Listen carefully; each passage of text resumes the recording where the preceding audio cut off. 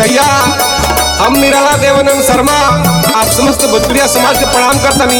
और हमारा संगे बाबा के दरबार में देखी के जाता विनोद यादव जी, राकेश वर्मा जी, सतीश मिश्रा जी, अवधेश यादव जी और समस्त भोजपुरिया प्रेमी भगवान के दरबार में जाता। और क्या कहता गीत के माध्यम से आप सब सुनी और एक बार जयकारा बोली, बोली बोली शंकर भगवान की जय। भोला जी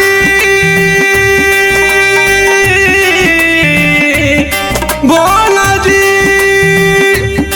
भोला जी भोला जी भोला जी, महिमा अमित अपार संसार में, महिमा अमित अपार संसार में।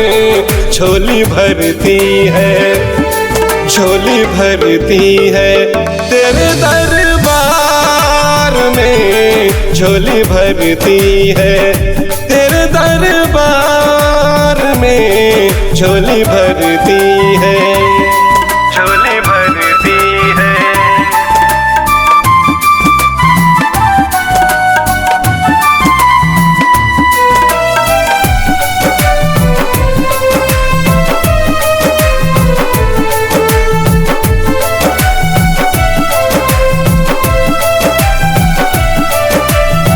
सालों साल मेला लागे लोग कर पूजा, देवों में देव तेरे जैसा न दूजा।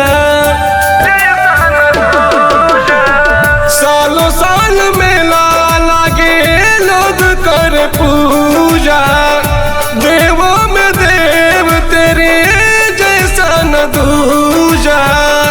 सपना होता है साकार एक बार में, झोली भरती है, झोली भरती है तेरे दरबार में, झोली भरती है तेरे दरबार में, झोली भरती है, झोली भरती है।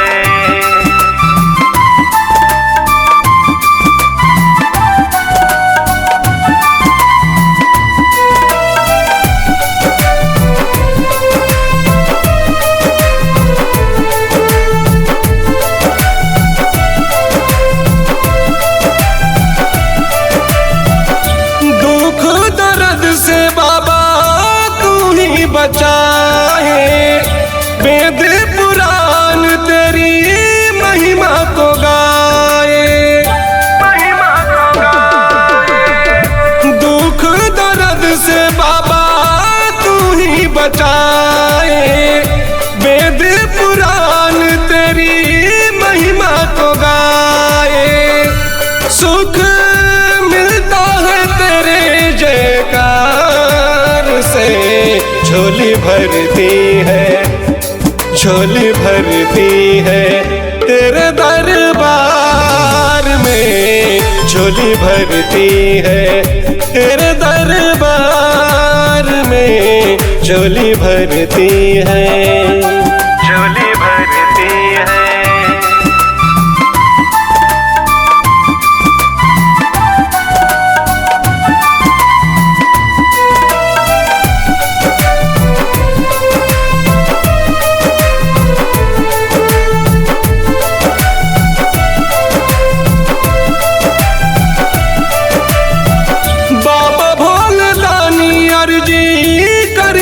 कबूल हो हमको बना लो अपने चरणों के धूल हो,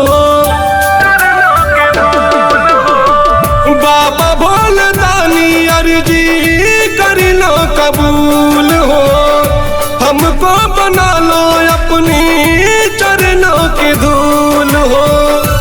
देवा इंद्रजीत पागल तेरे प्यार में, झोली भरती है, झोली भरती है तेरे दरबार में, झोली भरती है तेरे दरबार में, झोली भरती है।